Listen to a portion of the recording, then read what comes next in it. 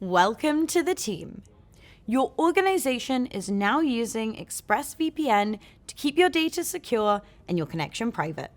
We're so glad to have you with us, and the good news is getting your account ready to go is incredibly simple. So let's get started.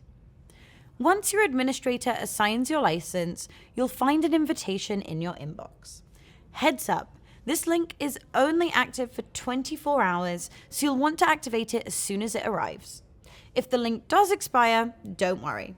Just reach out to your admin and request a fresh invite. Inside the email, click Get Started. You'll be prompted to create a strong, unique password for your account. And once you click Update Password, you're officially in. Just sign in with your email and your new credentials to go to your personal account dashboard. From here, the power is in your hands. You can download and install the ExpressVPN app on all of your work devices, whether you're on Windows, Mac, Linux, or mobile. No more worrying about public Wi-Fi or data privacy, just smooth, secure browsing from here on out.